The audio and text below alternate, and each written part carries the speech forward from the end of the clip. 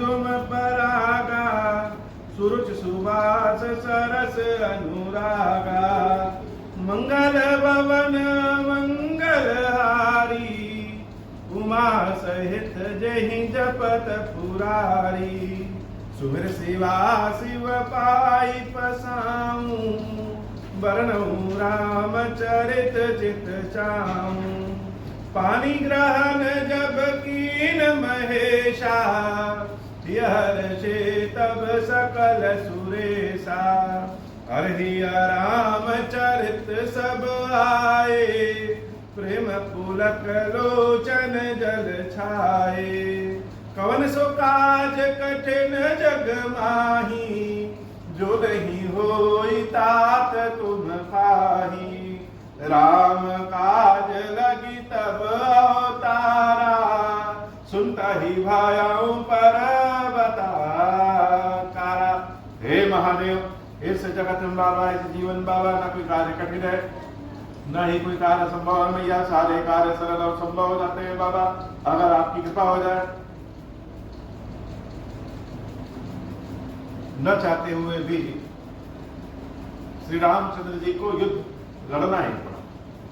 बहुत से ऐसे काम होते हैं जो करने की इच्छा नहीं होती, या यूं कह लें कि टालने का मन करता है कि टालते जाएं, लेकिन न चाहते हुए भी करना पड़ता है, क्योंकि जीवन का हिस्सा है। तो राम और रावण युद्ध शुरू हो गया है। राम जी की सेना और रावण की सेना में युद्ध शुरू हो गया। पहले तो वानरी सेना पूरी राक्षसी सेना पर हावी हो गई, लेकिन मेघनाथ ने अपने पिता के सामने प्रण किया कि हे पिताजी, कल आप देखिएगा मेरा पराक्रम। और जब लक्ष्मण जी के साथ मेघनाथ का युद्ध शुरू हुआ, तो अनेकों उपाय करने के बाद भी मेघनाथ, जो इंद्र को भी जीत सकता था, जीत लिया था, वह लक्ष्मण जी को परास्त नहीं कर पाया। और जब देखा कि अब जीत नहीं पाएंगे, तो छल बल से वीर घातनी शक्ति का प्रयोग, शक्तिवाण का प्रयोग लक्ष्मण जी पे हो गया, और लक्ष्मण जी महाराज मूर्छित। हनुमान जी महाराज सुषेण वैद्य को बुलाए, घर सहित सुषेण वैद्य को उठा ले आए, और सुषेण वैद्य ने कहा कि लक्ष्मण के प्राण तभी बच सकते हैं जब कोई जाकर के हिमालय से संजीवनी नाम की औषधि लेके आए। तो कोई जाकर के, कौन जा सकता है, किसके काम में कोई शंका, कोई संदेह नहीं है, वो है श्री हनुमान जी महाराज के काम। हनुमान जी महाराज भगवान श्री रामचंद्र जी के बाण की तरह काम करते हैं। जैसे ब्रह्मास्त्र तो हो सकता है एक बार फेल हो जाए, और सारे अस्त्र धूमिल हो सकते हैं, लेकिन साधारण बोलचाल में भी हम लोग कहते हैं कि यह तो राम बाण है, अर्थात राम बाण कभी निष्फल नहीं होता। तो हनुमान जी महाराज स्वयं राम बाण श्री रामचंद्र जी के चरणों में प्रणाम किया और हिमालय की ओर उड़ गए। घड़ी तो दुख की है, लेकिन दुख में, समस्या में भी जब भगवान का भक्त पराक्रम दिखाता है, दुख स्वतः समाप्त हो जाता है। लंका में भी चर्चा फैल गई कि हनुमान हिमालय जा रहे हैं संजीवनी लेने।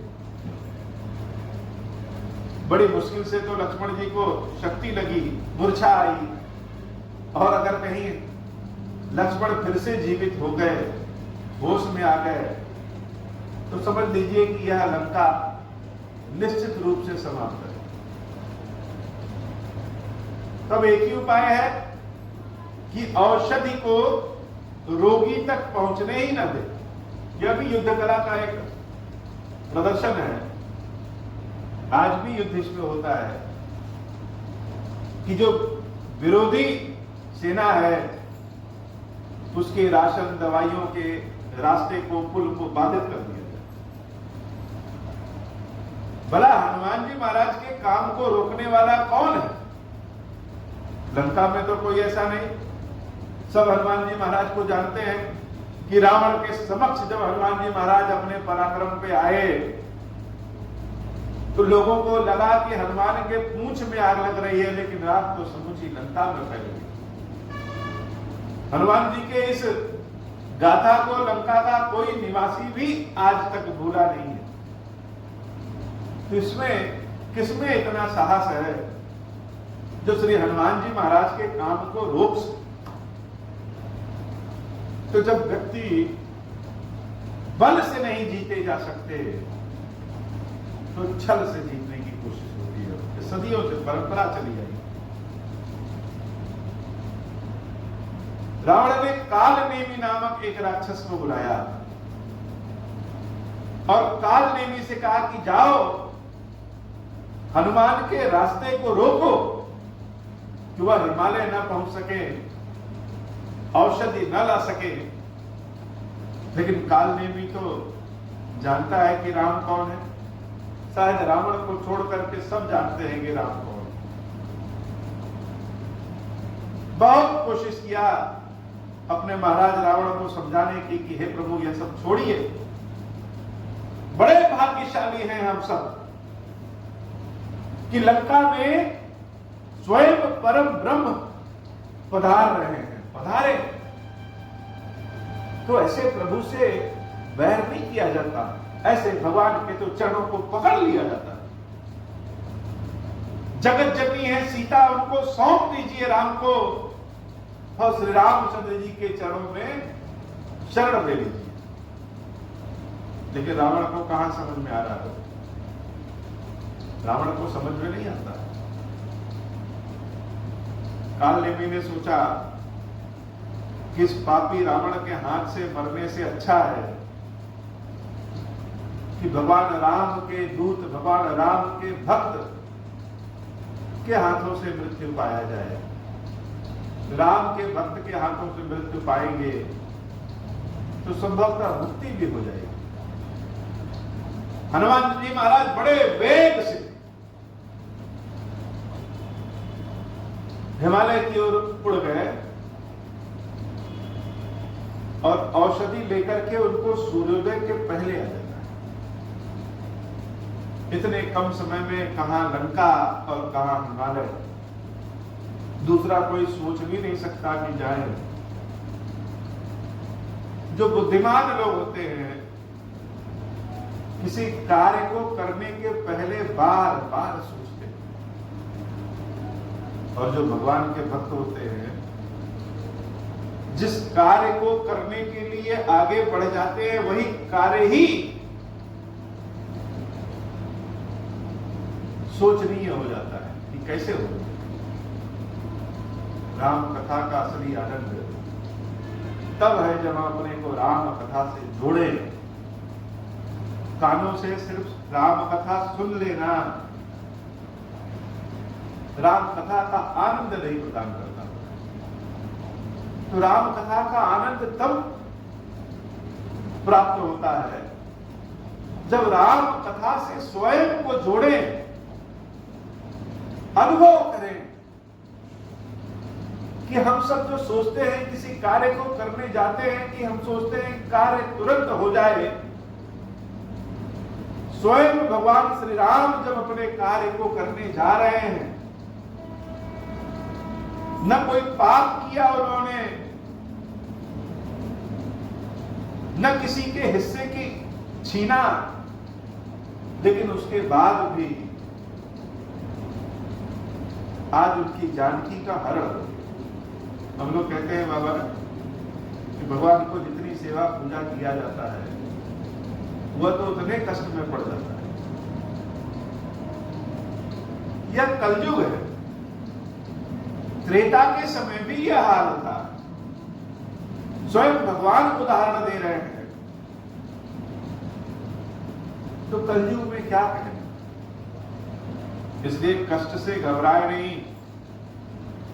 जो भगवान इस रास्ते में कष्ट दिए हैं वही भगवान को उस कष्ट से निकालेंगे।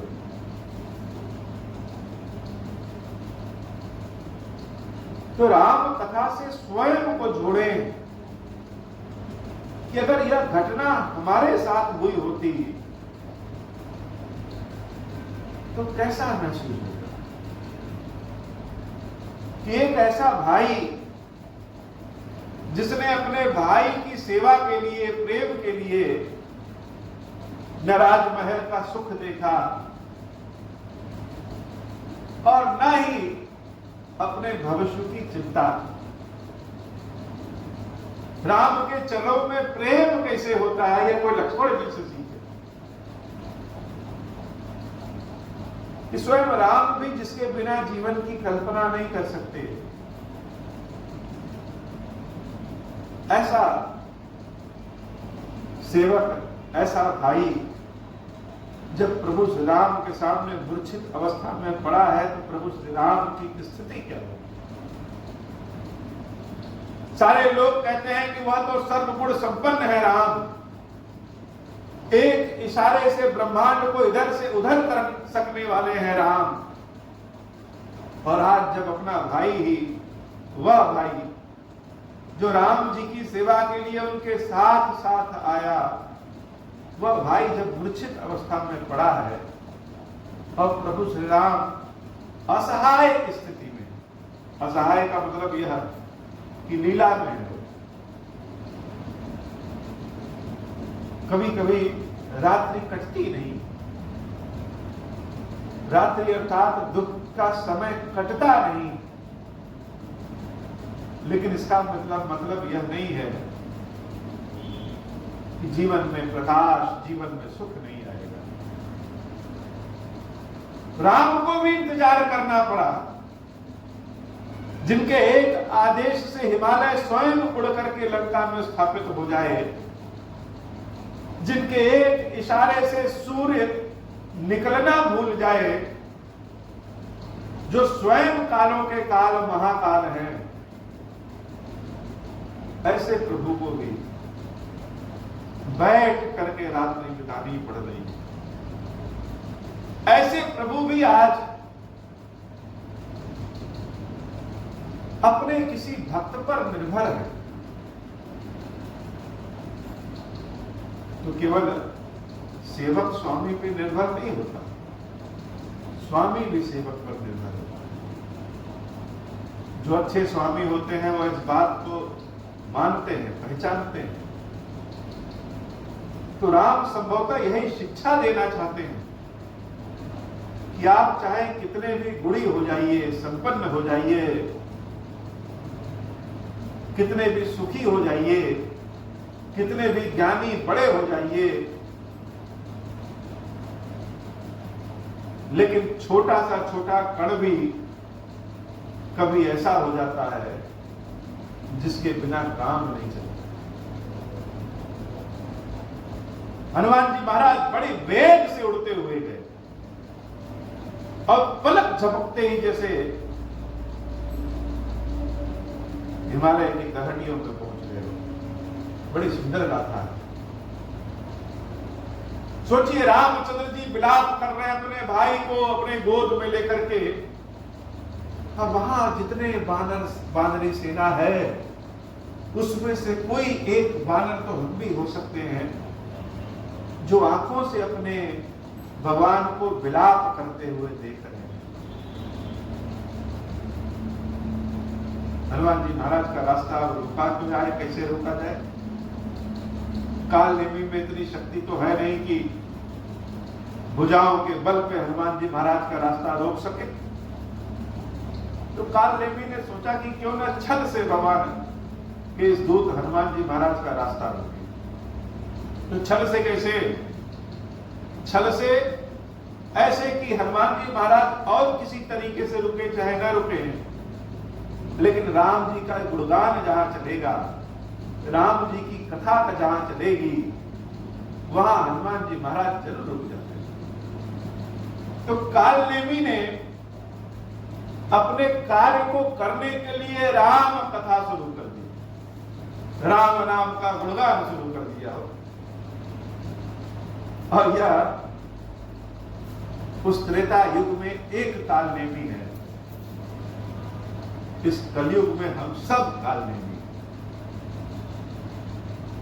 भगवान की कथा, भगवान के नाम का सुमिरन, भगवान के यज्ञ आदि यद्यपि जिस भी भावों से लें फायदा ही करता है, लेकिन कलयुग में 90% तक भगवान के नाम का सुमिरन भौतिक फायदे के लिए हम सब करते हैं। जो मुखौटा अपने मुख पे लगाए हैं, जो वस्त्र लोग पहनते हैं, जो चंदन, जो टीका लगाते हैं, यह तो नहीं कह रहे हैं कि सब अशुद्ध होते हैं, लेकिन कलयुग में ज्यादातर मिलावट ऐसा होता है कि वह प्रचार प्रसार के माध्यम से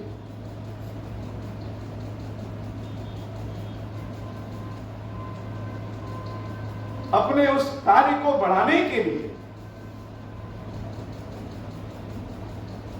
भले माया का विरोध करें,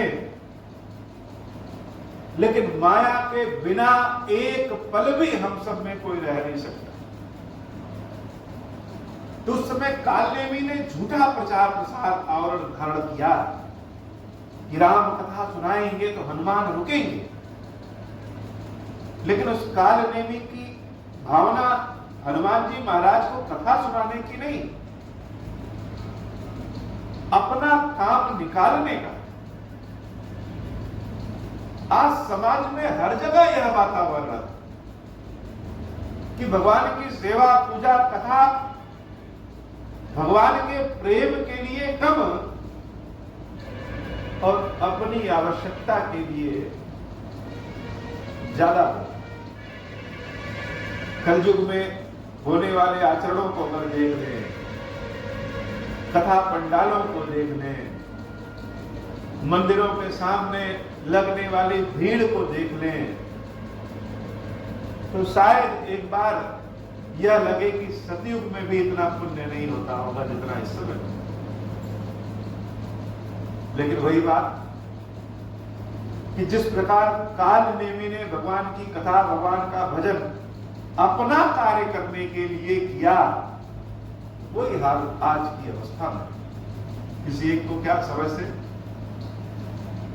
हनुमान जी महाराज उड़ते हुए जब आ रहे हैं तो कालनेमी ने माया से एक बहुत सुंदर आश्रम बनाया, दीपक की व्यवस्था, प्रकाश की व्यवस्था की, जलपान की व्यवस्था किया, स्नान करने के लिए जलाशय की व्यवस्था किया,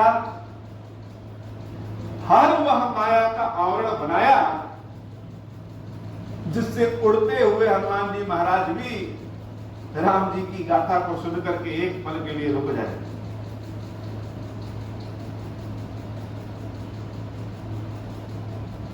काल भुसुंडी जी महाराज एक जगह रामचरितमानस में ही कहते हैं कि हे गरुड़, उत्तम वस्त्र को देख करके, उत्तम आकृति और विचार को सुन करके बुद्धिमान से बुद्धिमान व्यक्ति भी ठग लिए जाते। तो हनुमान जी महाराज सोचे कि इस हिमालय की तलहटी में अगर कोई ऐसा आश्रम है और इस समय रात्रि में राम कथा सुना रहा है, यह भगवान की कृपा है। जिसे भगवान ने लंका जाते समय विभीषण जी को दिया, लंकनी को दिया, जिसने रास्ता बताया, वैसे हो सकता है इस बार भगवान ने कृपा किया है कि इनको दे दिया। यह बताएंगे कि बड़ी औषधि कहां मिलेगी। हनुमान जी महाराज वहीं पे उतर जाते हैं और जब कालनेमी उनको देखता है तो मन ही मन बड़ा मुस्कुराता है। अस कही चला रचसि मग माया, सर मंदिर पर बाग बनाया, मारुत सुत देखा शुभ आश्रम, मुन ही बूझ जल पियो जाई क्रम, राक्षस कपट बेस तह सोहा, माया पति दूत ही चह मोहा, जाई पवन सुत नायम माथा लाग सो कहे राम गुणगा। हनुमान जी महाराज तो राम जी की गुणगाथा को सुनकर के बैठ गए कि बड़ी उत्तम जगह मिल गई, लाओ थोड़ा सा जलपान करने, स्नान करने, भगवान के गुण सुन लें, कथा सुन लें। और वह कालनेमी साधु के वेश में हनुमान जी महाराज से कह रहा है कि बैठो पुत्र बैठो, हम सब भविष्य जानते हैं, कहां से तुम आ रहे हो, किस लिए आए हो यह भी मुझे पता है। होत महारण रावण राम ही जित यही राम न संशय याम ही। रावण और राम में युद्ध हो रहा है और उसमें कोई शंका नहीं है कि राम ही विजय प्राप्त करेंगे। मैं देख रहा हूं क्योंकि मेरी ज्ञान दृष्टि, मेरी दिव्य दृष्टि बड़ी उत्तम है। यहां भय मैं देखूं भाई, ज्ञान दृष्टि बल वही अधिकाई। हनुमान जी महाराज जैसे आजकल कहीं जाइए, कहीं चले जाइए, तो उत्तम वेशभूषा लोग देख करके अपने अनुमान के द्वारा भविष्य बताना शुरू कर देते। तो आदमी को लगता है कि यह तो प्रकांड ज्ञानी है, विद्वानी है, यह महाराज जी तो सारे भविष्य को बता सकते हैं। लेकिन अगर कोई ज्ञानी हो, ज्ञान के बल पे हो सकता है भविष्य का एक चित्र खींच दे, लेकिन क्या कोई भविष्य बदल भी सकता है क्या? भविष्य तो केवल और केवल भगवान शंकर ही बदल सकते हैं। तो हनुमान जी महाराज ने जब उस साधु रूपी कालनेमी को देखा कथा सुनाते हुए, उसकी भविष्यवाणी को सुनाते हुए, तो बड़े प्रसन्न हुए। अब हनुमान जी सोचे ला थोड़ा जल पी लें, तो आराम से बैठे। हनुमान जी ने कहा कि महाराज थोड़ा सा हमको जल दीजिए। तो उस कालनेमी ने अपना कमंडल आगे कर दिया। हम चाहे कितना भी ढोंग कर लें, लेकिन सच्चाई तो सामने आ ही जाती। जो इतना बड़ा ज्ञानी है, जो बता रहा है कि राम रावण में युद्ध हो रहा है, कह रहा है कि ज्ञान के बल पे हम देख रहे हैं, क्या उसको नहीं पता कि श्री हनुमान जी महाराज का काम इस कमंडल के जल से कहां होने वाला? हनुमान जी महाराज कह रहे हैं महाराज यह कमंडल का जल हमारा प्यास नहीं बुझा पाएगा। कह कपि नहीं अघाओ थोरे जल, माना जल कही दीन कमंडल।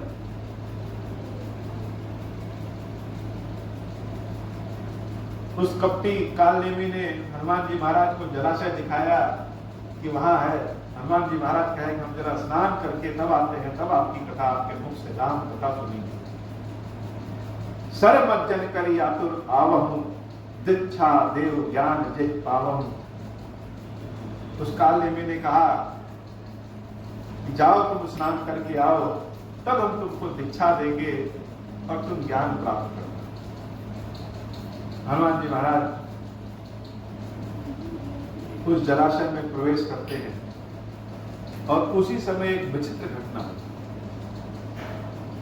सर बैठत कपिपद मत कहा, मकरी तब अकुलान, मारी सो धरि दिव्य तनु, चली गगन चढ़ी जान। मंगल भवन मंगल हारी, उमा सहित जही जपत तुरारी। जलाशय में जैसे ही हनुमान जी महाराज घुस रहे हैं,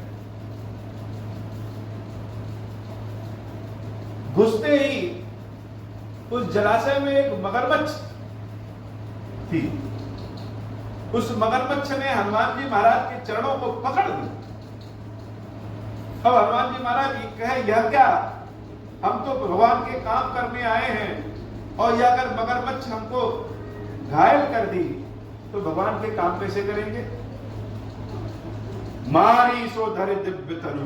हनुमान जी महाराज एक मुक्का उस मगरमच्छ को मारते हैं और उस मगरमच्छ का प्राणायाम हो जाता है। लेकिन विचित्र बात यह है कि उस मगरमच्छ से जब आत्मा बाहर निकलती है, सो धर दिव्य तनु, एक दिव्य शरीर धारण करके निकलती, और दिव्य शरीर धारण करके आसमान से एक विमान आया है, उस विमान पे बैठ जाती है। तो विमान पे चढ़ करके वह दिव्य आत्मा कह रही है, कपितावतरस भयउ निष्पापा, विटाता मुनि भर कर सापा, मुनि न होई यह निशिचर घोरा, मानहु सत्य बचन कपि मोरा। कि हे हनुमान जी, आपके स्पर्श करने से, आपके दर्शनों से हमारा पाप कट गया, हमारा श्राप कट गया, और मेरी बात को सत्य मानिए। यह जो राम कथा सुनाने वाला साधु है, यह साधु नहीं, यह राक्षस है। यह आपके रास्ते को रोकने आया है, मेरी बात को सत्य मानिए। अस कही गई अक्षरा जमही, निश्चर निकट गयम कपितवहि। वह अप्सरा विमान से स्वर्ग लोक में गई और हनुमान जी महाराज सब सत्य जान करके उस कथा सुनाने वाले साधु के पास मुस्कुराते हुए आते हैं। वह कालनेमी साधु के वेश में जुटा हुआ कह रहा है कि बैठो कपि, हम तुमको दीक्षा देते हैं। हनुमान जी महाराज कहते हैं कि महाराज दीक्षा के पहले हमसे दक्षिणा ले लीजिए। और दक्षिणा में क्या किए, अपने लंगूर वाली पूंछ में बांध करके उस राक्षस को पटक दिया। और अपने जब पटक दिए तब वह कालनेमी अपने असली शरीर में प्रकट हुआ और मृत्यु के समय राम राम कही छाड़े सी प्राणा, सुनि मन हर्ष चले हुए। राम राम कहते हुए अपने प्राणों को छोड़ दिए। तो भगवान के भक्त भगवान का नाम सुनकर के ही आनंद में आ जाते हैं, चाहे वह ठगे ही क्यों न जाए। जब मरते हुए कालनेमी ने राम राम कहा तो हनुमान जी महाराज बड़े प्रसन्न हुए। और उसके बाद वहां उस पर्वत पे जाते हैं जहां औषधि संजीवनी बूटी के नाम से है। हनुमान जी महाराज रात्रि के पहर में पहुंचते हैं, पूरा पर्वत ही चमक रहा है, जैसे लगे कि उस पर्वत की सारी औषधियां अपने आप को दिखाना चाहती हैं कि हनुमान मैं हूं, मैं हूं, मैं हूं, और मुझे ले चलो, राम के दर्शन कर लेंगे, तुम्हारा स्पर्श पाएंगे। भगवान के भक्तों का स्पर्श ही पापों का नाश कर देता है। हनुमान जी महाराज समझ नहीं पा रहे हैं कि इसमें संजीवनी बूटी कौन सी।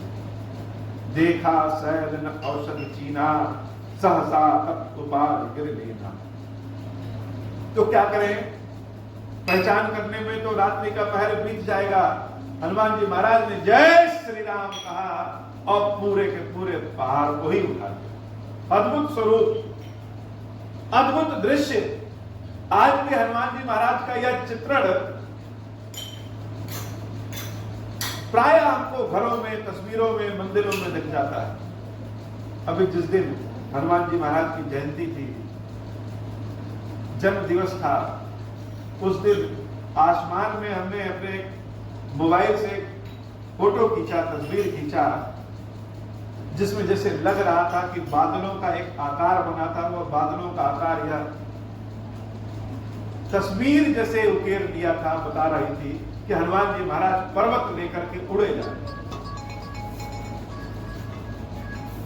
पूंछ लहराते हुए हाथ में पर्वत लेकर के उड़े जा रहे हैं। ऐसा दर्शन हनुमान जी महाराज का, हनुमान जी महाराज की जन्म दिवस को प्राप्त हुआ हमें। उसी स्वरूप में हनुमान जी महाराज पहाड़ उठाए और पूरा का पूरा पहाड़ ही उठा करके लंका की ओर जाने लगे। गहि गिरि निशिन बंध धावत भयउ, अवध पुरी ऊपर कपिल दौड़ते हुए। यह साधारण बात नहीं। शंका का पहाड़ लोगों से उठता नहीं है। शंका का छोटा सा बिंदु भी लोगों से उठता नहीं। उस शंका में दब करके जीवन समाप्त कर लेते हैं। लेकिन हनुमान जी महाराज को कोई शंका बांध नहीं सकती हो। हनुमान जी महाराज में कोई जादू टोना टुटका लग नहीं सकता। हनुमान जी महाराज को कोई पाप छू नहीं सकता। हनुमान जी महाराज का रास्ता कोई रोक नहीं सकता। यह हनुमान जी महाराज की अपनी विशेषता है। दूसरे लोग होते तो शंका में आ जाते कि क्या करें, कौन औषधि है कौन नहीं है, ले जाएं न ले जाएं। पूरे पहाड़ को उठाने के लिए तो सोच ही नहीं सकते। बुद्धिमान लोग नहीं सोचेंगे। लेकिन हनुमान जी महाराज क्या है? अतुलित बलधाम। बुद्धि में भी बल में भी उनके बल उनकी बुद्धि की किसी से तुलना नहीं है। अतुलित है। लोग महाबली हो सकते हैं, हनुमान जी महाराज बजरंग बली। पूरे पूरे पहाड़ पे उठा करके ऐसे दौड़ पड़े जैसे बच्चे गेंद उठा करके दौड़ते हैं। और दौड़ते दौड़ते जब उधर से आ रहे थे तो अयोध्या अवध पुरी के आसमान से उड़ते हुए जा रहे हैं। बड़ी विचित्र घटना हो गई कि जब अयोध्या के आसमान से उड़ते हुए जा रहे हैं, देखा भरत विशाल अति निश्चर मन अनुमान, बिनु फर सायक मारे चाप श्रवण दलितान। भरत जी महाराज को लगा कि आसमान में यह विचित्र आकृति किसी राक्षस का हो सकता है और यह राक्षस हमारे राज्य को परेशानी में डाल सकता है। अनुमान कर रहे हैं, हो सकता है हमारा अनुमान गलत होता है, भक्तों का अनुमान गलत हो जाए, फिर भी वह कल्याणकारी हो। क्योंकि भक्तों की जिम्मेदारी केवल भगवान ले सकते। भक्त के हाथ से किया हुआ पाप भी, हुआ पुण्य भी, प्रत्येक कार्य के लिए स्वयं ईश्वर जिम्मेदार हो। इसमें कोई शंका नहीं है। जैसे छोटे से बच्चे कोई काम करें तो उसकी जिम्मेदारी उसके माँ बाप लेते हैं। हाँ, यह बात ठीक है कि कष्ट बच्चों को भी हो जाता है। वैसे ही भक्त के द्वारा किए गए सारे कार्यों की जिम्मेदारी केवल ईश्वर ही लेते। तो भरत जी महाराज के विचार से अनुमान गलत हो सकता है। उन्होंने सोचा कि कोई राक्षस ही ऐसा काम कर सकता है। पहाड़ को पूरा उठाए इस आकृति में देवता तो नहीं जाएंगे, बंदर का तो सोचा नहीं जा सकता, मनुष्य के पास तो बल नहीं है। यह राक्षस आने वाले समय को में परेशानी पैदा करे, इसलिए इसको अभी मार। लेकिन भरत जी महाराज पूरी तरह से आश्वस्त नहीं थे कि यह राक्षस ही होगा।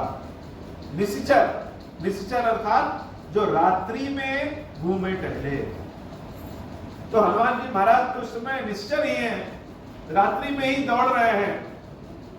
इसलिए भरत जी महाराज ने एक बाण मारा, लेकिन बिना फर का बाण मारा। बिना फर मतलब बाण में जो नुकीला होता है वह नुकीला हटा करके बाण मारा। और वह बाण जब हनुमान जी महाराज को लगा, परे वो मूर्छि मही लागत सायक, सुमिरत राम राम रघुनायक। भक्तों को तो बहाना चाहिए हो, सुख में भी राम राम, दुख में भी राम राम। हनुमान जी महाराज राम राम करते करते जमीन पे गिर पड़ते। भरत जी महाराज ने देखा कि जमीन पे गिरे और गिरते समय में राम राम कहा, तो भक्तों को भगवान का नाम सुमरण होना चाहिए। और क्या, बड़ी अद्भुत बात हो गई।